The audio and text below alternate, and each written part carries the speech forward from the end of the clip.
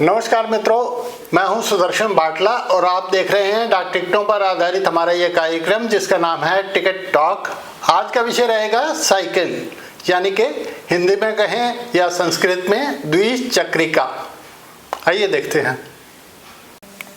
मित्रों, स्क्रीन पर आप जो ये डाक टिकट देख रहे हैं, यह नवम एशियाई खेलों के दौरान वर्ष 1982 में भारत ने जारी किया था।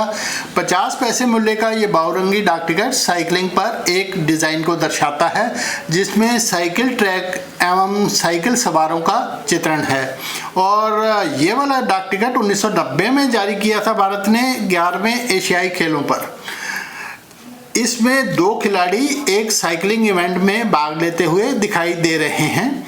इस डाक टिकट का मूल्य 4 रुपये है।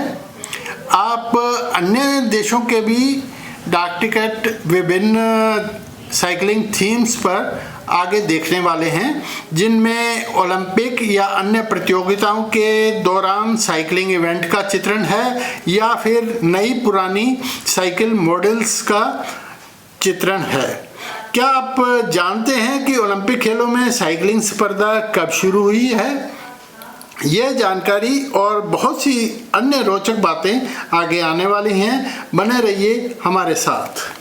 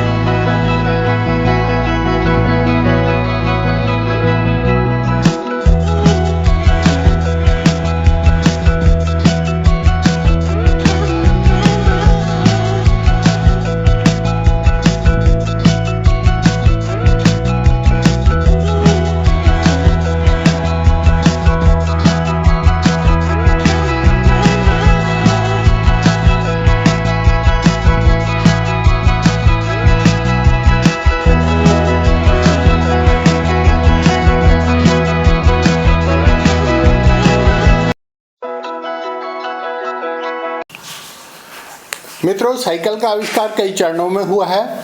साइकिल जैसी दिखने वाली लकड़ी की 2 पहिया गाड़ी सबसे पहले जर्मनी में 1817 में बैरन कार्ल वॉन ड्राइस ने बनाई थी, जिसे ड्रेजियन कहा जाता था। इसे पैरों से ढकेला जाता था। इसमें पैडल, चैन, गियर आदि नहीं थे।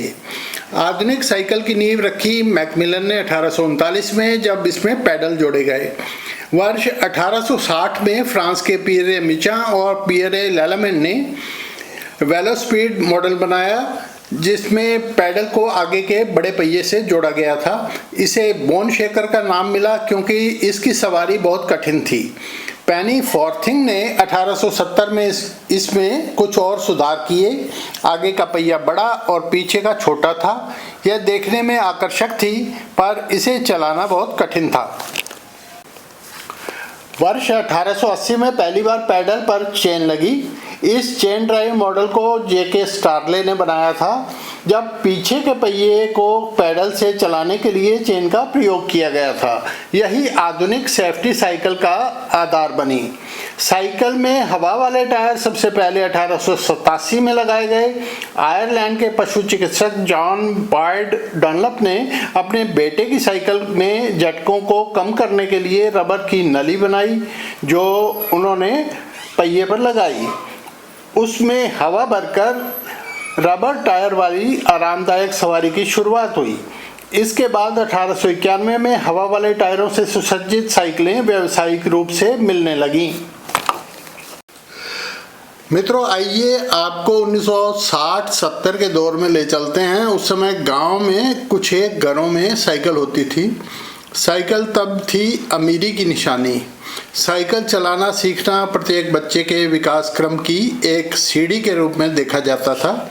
जब 10-12 साल के बच्चे किसी परिचित की साइकिल मांगकर गलियों में चलाना सीखते थे।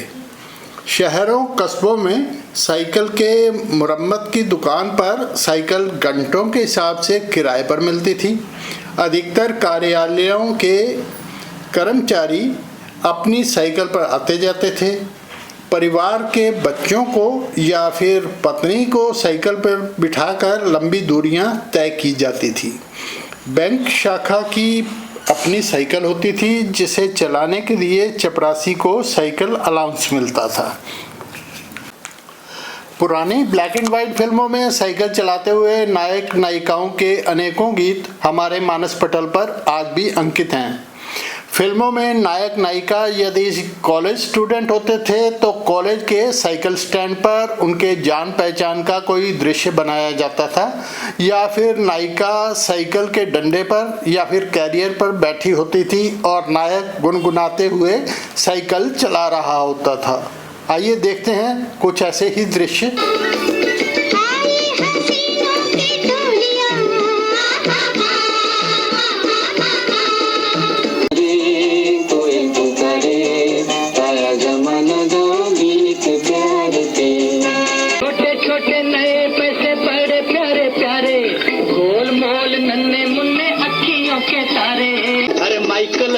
साइकिल है साइकिल जो नहीं साइकिल भी नहीं। देख जमाना जलता है, चोर बनो या मोर यहाँ सब चलता है।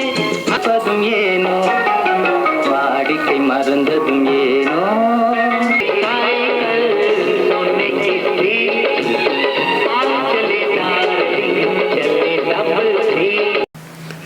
गांव शहरों में डाकिया तो अब भी साइकिल की सवारी करते हुए दिख जाता है, पर कार्यालय जाने वालों ने स्कूटर, बाइक और कारों को आने जाने के लिए प्रयोग करना शुरू कर दिया है। हाँ, बच्चों को अब बचपन में ही अपने साइज की साइकिल मिल जाती है। अधिकतर के लिए यह मनोरंजन का साधन है या फिर एक्सरसाइज के साधन के रूप में साइकिल प्रयोग की जाती है। मित्रों, विश्व साइकिल दिवस हर साल 3 जून को मनाया जाता है। संयुक्त राष्ट्र महासभा ने वर्ष 2018 में इसे आधिकारिक रूप से घोषित किया था, ताकि दुनिया भर में साइकिल को एक सस्ती, पर्यावरण अनुकूल और स्वास्थ्यवर्धक परिवहन साधन के रूप में बढ़ावा दिया जा सके।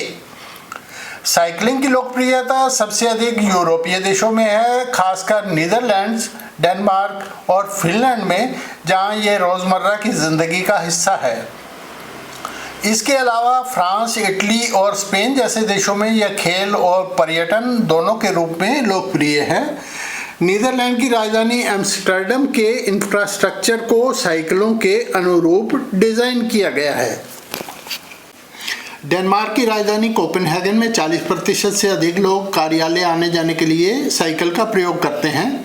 फिनलैंड के शहर हेलसिंकी को वर्ष 2050 तक कार फ्री शहर बनाने की योजना है। फ्रांस में टूर डी फ्रांस दुनिया की सबसे मशहूर साइकिल रेस है। इटली में गिरो डी इटालिया जैसी प्रतिष्ठित साइकिल रेस होती है। स्विट्जरलैंड में पहाड़ी इलाकों में एडवेंचर साइकिलिंग तथा ऑस्ट्रेलिया के तटीय मार्गों पर लंबी दूरी की साइकिलिंग लोकप्रिय है।